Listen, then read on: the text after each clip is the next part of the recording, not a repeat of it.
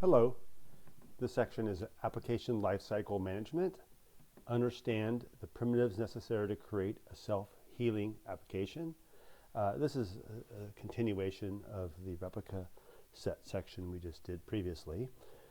So thinking back to the replica set, one of the problems that we observed was that when we changed the pod spec or the pod template for the replica set, it didn't automatically swap out all the pods.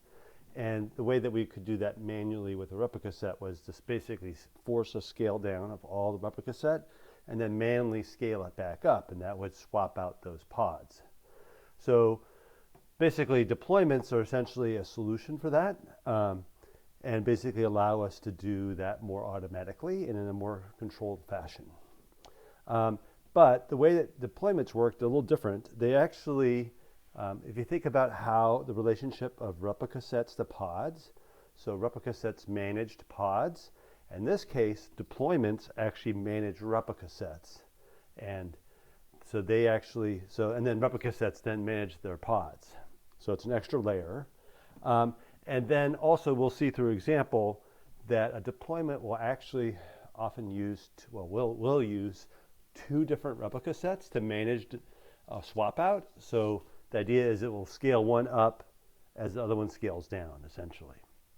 So the first thing we'll look at here, this is a little bit of a side note.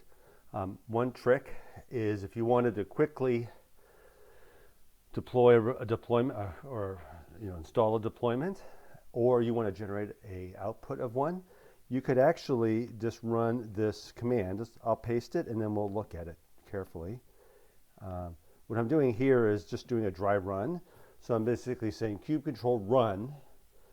Nginx is the name of the deployment, so that's just a name. You provide an image. In this case, I'm using Nginx, right out of the examples in the Kubernetes book. And then this time, though, I don't really want to deploy this thing or install it. I really just want to do a dry run and output a YAML. And if you do that, it will basically output a deployment for you script, right? So this is what a deployment looks like. And in fact, I heard that this is a quick way of, if you just couldn't remember the syntax for building a deployment quickly for the test, you could just basically use that command, output the dry run, then you just output this to a file, and then you just modify this as necessary. So I think I'm going to try to keep that in the back of my mind as a trick. Again, the command was kube control run. Okay, but we're not going to do it that way.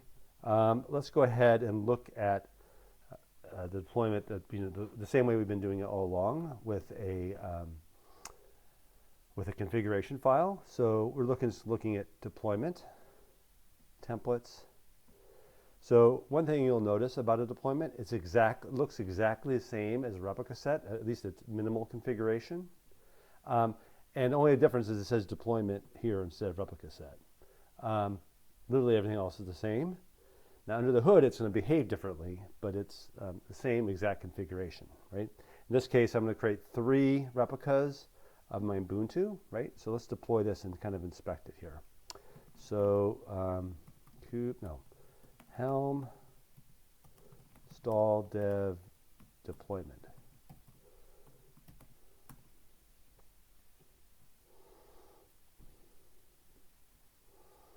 I'll let that install for a minute.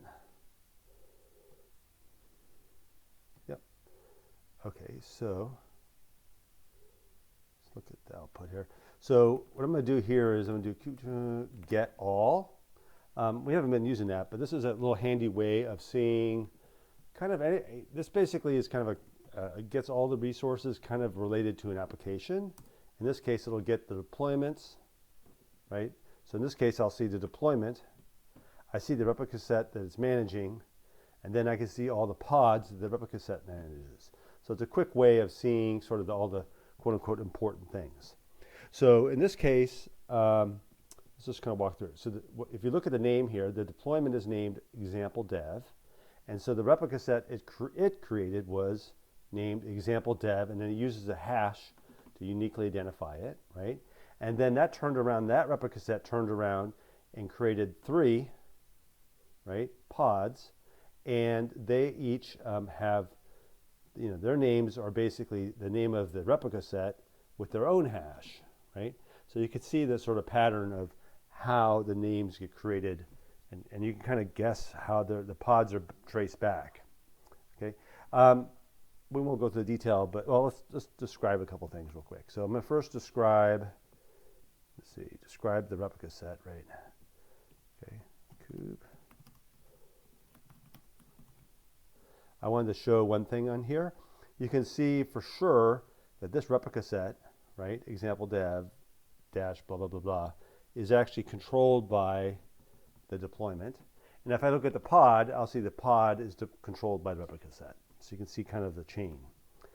Okay, so that's really all I wanted to look at that. Okay, so the other thing I want to do is I want to deploy a new version of Ubuntu and watch that it actually does what I expect, that is swap out all the pods. And we'll kind of see how it does it under the hood. See if I can get this right. So the first thing I want to do is I want to go into my deployment, and I want to go in here and edit this. So I'm using a newer version of Ubuntu. So I think I can use 2004, right? And there's a timing thing here. So I'm going to put this in the history because I want to see this roll out as it goes. If I have to type it, it'll be too fast. So there's a command called kube control rollout status of a deployment. You give a deployment name, and then you can watch it. So in this case, there's nothing going on, so I can see it's just already rolled out. But now that I have that, I can actually deploy my new deployment, right? Or upgrade my deployment, and then I can watch it roll out. So let me see if I can get this timed right. So Helm upgrade dev deployment. So I'll get ready to queue this up. And if I'm not fast enough, so waiting for deployment, okay, it's done. But what happened here, you can see it says basically, it kind of walks you through how it was swapping out replicas, right? And if I get all, see, kube control get all, right? You can see, for example, it's still terminating the old pods, right? But you can see here what actually happened to the hood was example dev, it happened so quickly it was hard to see, but example dev spun up a new replica set. That's the top one, right? 22 seconds ago. And then it started adding pods to the top one with the new pod template. And that started creating these 3 top pods. And then meanwhile, at the same time, it started scaling down the old replica set and terminating the pods underneath them. And you can see if I wait long enough, those terminated pods are probably gone, and I'm completely swapped out. And if I looked at the kube control describe, not that, I guess I'll describe one of these pods.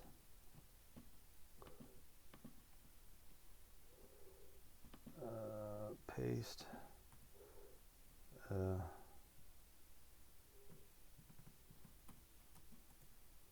did I do? Oh, I misspelled kube control. So you can see the template it's based on is the 2004. So they're all switched out. Okay, so that's an example of doing a rollout of a new pod across an deployment. And it handles the switching, swapping out things without you having to do it manually, right? Now, a couple things you might be thinking about is, well, how does it decide, it's got these 2 replica sets, right? And it has to decide how many to scale up and how many to scale down and maybe timing, right? And we'll get into this in a later video, there's a lot more controls around this you can apply. The default behavior essentially is that it tries to maintain no more than 25% your total number of pods and no less than 75% of them. So it's up and down 25% essentially. And the reason for that is you don't want to go down too low because then you may not have enough pods to serve your load, right? So you don't want to go down to 0, for example, right? And then meanwhile, you don't want to go to full double because then you're just wasting resources and you can run into, you may overload your nodes, right? So the idea is the default behavior is plus or minus 25% as it rolls through. Okay, so that's really all we're going to cover about deployments for the moment. And we'll come back to them later with some more fine tuning of them, like rolling things back and whatnot. So we're going to switch gears. Helm uninstall dev. We'll let that uninstall. Okay, so the next thing we're going to talk about is something called a daemon set. And if you haven't guessed, the things that we're talking about have very similar behaviors to deployments. That's why I'm covering them all at one time. So daemon sets, they're like deployments, right? They can do rollouts of pod changes. They're kind of like, just like a deployment.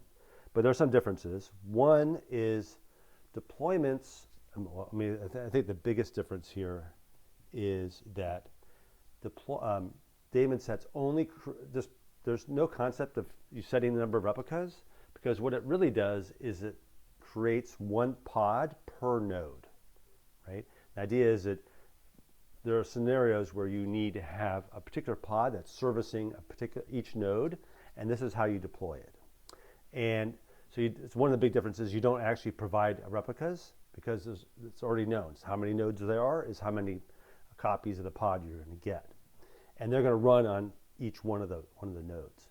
Now, under the hood, it also does not use replica sets to manage the pods. It just directly manages them, right? And we can actually see that even before we install anything, there are some daemons already in place. So if I get all with all namespaces, you'll notice that in Kube system, I actually have 2 daemon sets already in place, AWS node and Kube proxy. And if you recall what those were doing, those were basically handling the networking at the node level for Kubernetes, right? So that was the pod networking solution, essentially, this Kube AWS node was, and Kube proxy is essentially what manages the network, and every node needs that. So that's why these are deployed as daemon sets, right? So we're going to create our own daemon set here. So let's do that. What we'll do, though, is look at the code first. So I go to daemon set, templates. So the first thing you'll notice if you go through here, it looks just like it looks just like the replica set, just looks like daemon. The only difference here now, it says daemon set, right? And it doesn't have a replicas. Otherwise, it's identical, right? So the configuration is basically the same. So let's deploy it and see how it operates. Helm install dev daemon set. Okay. Let this install kube control get all. Let me clear the screen and just do it again. Okay, so you can see the daemon sets here. You will notice that there is no replica set, right? And there's one pod because I'm only running one node right now, just because I don't want to run 2 nodes because it could be expensive. So, and if I looked at how this pod was managed, it'll reference the daemon set because that's what's actually managing it, right? So there's not much more to say about daemon sets other than the key thing here is that they deploy 1 pod per node. Okay, so I think that was nice and short. Let me get rid of that. Okay, let's see if there's anything more here. Nope. Okay, the last example, again, following the same theme, is another kind of deployment-like object called Stateful Set. And it's a little bit more subtle. And let me see if I can, let's go back to something? I'm going to quickly deploy that daemon set again. And we're going to observe a couple things, not daemon set, the deployment. So I'm going to go a little off script here.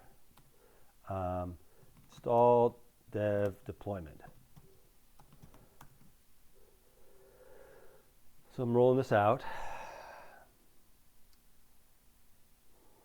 And I'm going to do get all. Okay, so I'm going to notice a couple things here. One main thing. See the names of these pods? They've got these arbitrary hash names, right? Their name is constructed out of the replica set and followed by a unique hash per pod. So as I swap things out, these names continuously change, right? If I roll out a new deployment, these names will change.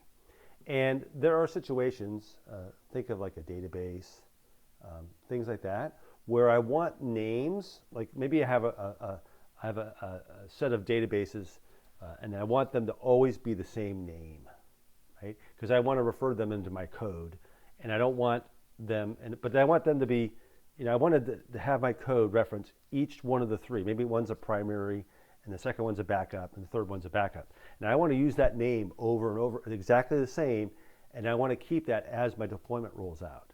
And what will happen is, these deployments don't allow for that. I mean, basically, these pods, essentially, as you roll out new versions of everything, these names all change, and there's no stability in the network names anywhere. So that's not a great thing, right? For the scenario where I want stability in the names. So I'm going to contrast that. Now that I've mentioned that, let's go back to our stateful set. So let me helm uninstall dev. Okay, so knowing that that's how daemon sets work, stateful sets pretty much work exactly like deployments. It has rolling updates and all that. They do not use replica sets under the hood, right? Now the main difference is, there's two differences. One is, the big one is, as I roll out new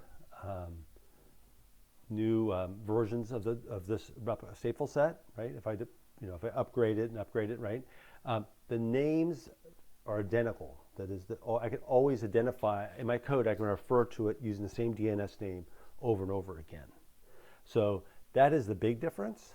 And this is configurable, but out of the box, it's designed to roll one at a time. So it'll do the first one, wait till it completes, then it does the second one, wait for it to complete, all the way down, because these are going to be ordered. So the identity is basically an index 0, 1, 2, 3, right? Okay, so I think if we look at the code, so let's look at the code here real quick, and then we'll run it, and we'll make more sense of this. So let me look at the code. So daemon set, stateful set. Okay, so ignore the service in a minute. The code here is exactly the same as our deployments, everything, even it has the replicas in it, right? So pretty much looks exactly the same as what we've been doing. There's only one line that's different, and that's this line right here. It's referring to a service name, right? And then we've got this other service object. Now, I don't want to jump the gun necessarily, so service object looks like this. And it's just, okay, so first of all, we're going to talk about services a lot shortly, right? And I don't really want to get bogged down in what services are, but for this particular implementation, you need to kind of create a fake service. So that's why there's a cluster IP of none, which is a little bit unusual. It's basically this is a placeholder object to help with the name, with DNS. So for now, just think of this as a mechanism by which that stateful set is getting its stable DNS names. So I'm going to leave it at that for now. The key entries in this is, you notice that the service itself is basically says cluster IP is none. That's important. And then the selector is referring, in this case, to the pods. So this is how we named our pods, release name. So this is now basically pointing at the pods that are created by this stateful set. And if you look back at the stateful set, it's exactly the same as everything we've been doing, except for it refers to the service. Okay, so with all that in mind, let's see if I can install this. And we'll just inspect it. Helm install dev stateful set. and then let's let this deploy, and then let's kind of poke around. Okay, so if I do kube control get all, okay, I'll point out a couple things. One is, here's my stateful set.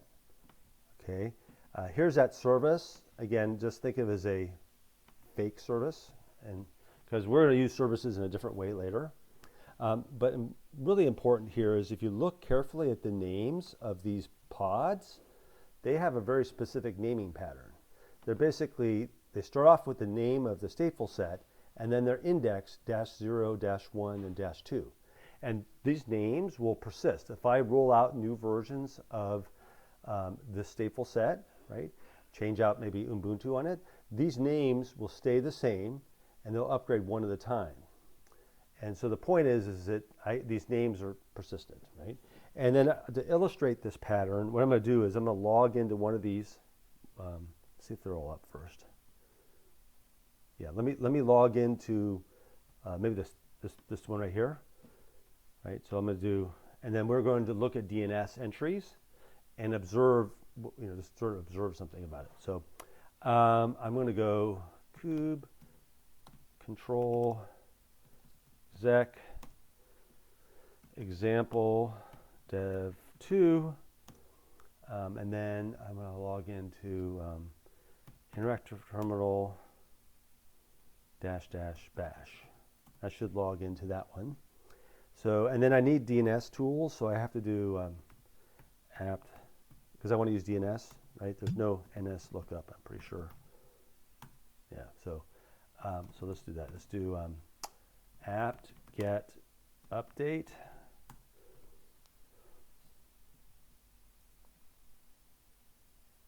And then I want to do apt-get install DNS utils. That should install tools like dig, NS lookup. Okay, so I'm going to go back to my docs here. So the format's going to be, let me type it in, and then we'll inspect it. So, okay, so what is here? So I'm doing NS lookup on example-dev, which is -0, which is the name of the pod. Then I'm giving the name of the stateful set, example dev. Now the full domain name for this thing is basically got the namespace, and then this is the cluster, right? But by default, it's going to, if I have the short version, it's going to default to this full domain name. But the point is here is, while the IP address may change over time as I deploy out new versions of the pod, what's going to happen is this domain name will always point at essentially that pod. And so, like, if this is a database, I can point to it, and that name will be persistent. Now, if I'm talking about databases, another important thing about databases is that they actually have data, right? And what we'll find out, not now, but when this process is in place, right, using a stateful set, you can also create persistent volumes, which are basically, think about a data, like a disk drive that's attached to that pod. And as you roll out new versions, that disk drive gets unattached from the old pod and gets reattached to the new pod. And it's the same data set, right? So that way, if you're using a database, as you roll out new versions of your pods, not only is their name consistent, like we just saw, but the data that's behind them, the volume or the disk drive, is maintained. So that's the same database, right? Just new version of maybe the application, the database code itself. So that's essentially the use case for the stateful sets, are managing pods that have state. That's why they're called, by the way, stateful, right? Stateful means having persistent state, in this case, like a database. Okay, so I think that's all for this video.